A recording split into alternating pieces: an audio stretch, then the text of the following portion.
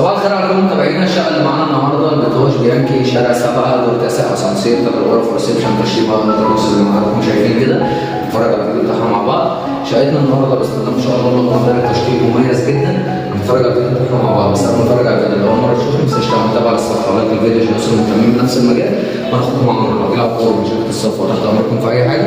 لو عايز تبيع شقتك، لو عايز تشتري شقه، محتاج اي سؤال في المجال العقاري اكتب لي في الكومنتات العقاري دلوقتي في شركة الصفوة. زي ما حضراتكم شايفين كتير مرتاح جدا.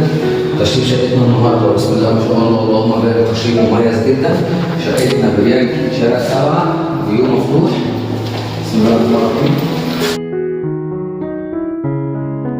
دي كده مساحة البلكون وده البيت بتاعنا. طبعا احنا بنصور بالليل فالفيو مش واضح قوي، هيبقى في فيديو تاني معانا بالنهار. فيو مفتوح، شقة مش مجروحة، شقة كويسة جدا جدا جدا. دي أول غرفة معانا برضه الفيو بتاعها مفتوح، فيو على الشارع. بسم الله ما شاء الله اللهم بارك، حاجة محترمة جدا جدا جدا جدا. طبعا بما انكم اخواتي فانا بقدم لكم اميز شقق في العالم. تمام، بصور لكم الشقه من جميع زوايا التصوير بحيث ان انت لو اتفرجت على الشقه كانك جيت اتفرجت عليها على الطبيعه بالظبط. توفير اللقطه حضرتك التوفير الموجوده. ما تخلوش عنها بالك شقه الاسر مهتمين بنفس المجال. سهل الله نكمل مع بعض. دي الغرفه الثانيه بسم الله ما شاء الله مساحتها حلوه جدا اللهم بارك. شقتنا شقه مميزه جدا جدا جدا. دي طرق التوزيع بسم الله الرحمن الرحيم. ده المطبخ، مساحه المطبخ حلوه جدا. شقتنا اول سكن اول تشطيب.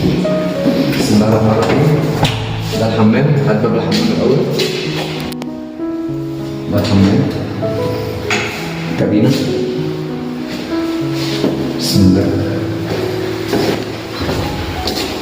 دي كده اخر غرفه معانا في الشقه.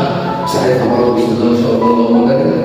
شقه بمرور الله، شقه مميزه جدا جدا جدا جدا. هتشوفوا معايا افضل عقارات على مستوى البلوج، هتشوفوها معايا على صفحتكم ديت. فلو اول مره تشوفني ما تنساش تعمل متابعه للصفحه ولايك الفيديو عشان نوصل لمهتمين بنفس المجال. اشوفكم فيديو جديد. السلام عليكم.